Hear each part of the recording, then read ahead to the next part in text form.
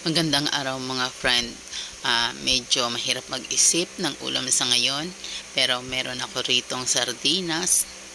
Meron din akong malunggay. Yan, tinanggal ko na sa kanilang mga tangkay. At meron luya at konting sibuyas. At bahala na kung ano ang magagawa natin para magkasya ito sa 3 tao. Maglagay tayo ng mantika, konting mantika sa ating napakagandang kawali. Yan, medyo matagal na yung kawali ko.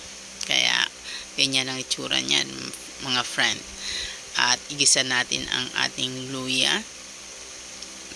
Sinunod ko na rin ang ating sibuyas. Medyo mahirap mag-video kapag walang tagahawak ng ating camera.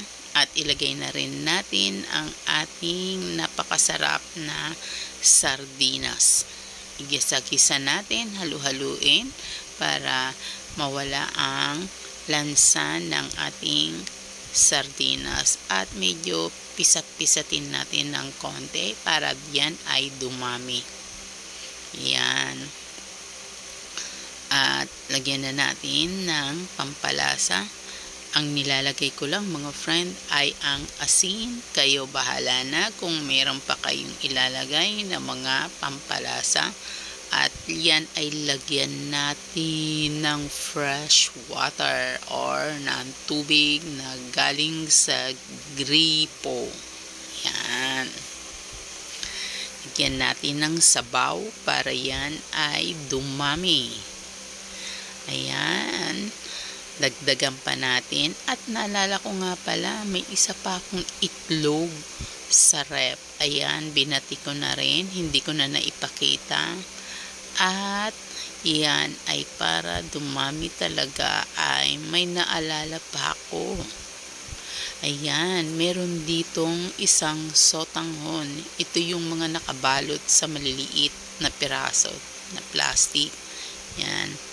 Ang ating sotanghon, ilagay na rin natin. Pampadagdag din yan at pamparami din. Yan. Hindi ko na binababad ang sotanghon sa tubig. Diretso na yan, nilalagay ko na. Lalambot din yan mga friend. Diba? O, ayan. Medyo malambot na ang ating sotanghon.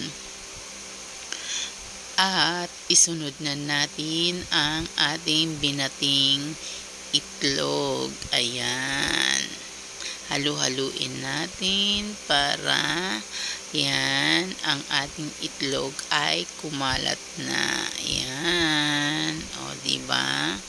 O, medyo maganda-ganda na siyang tingnan at masustansya ang ating sardinas. May itlog. Ayan, may sotanghon.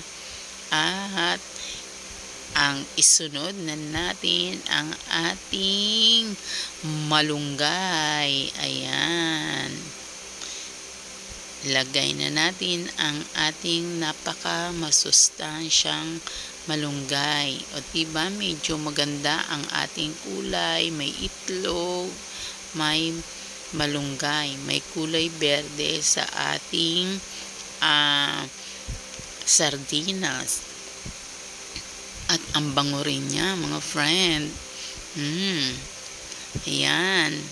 O diba? Kasya na yan sa 3 tao.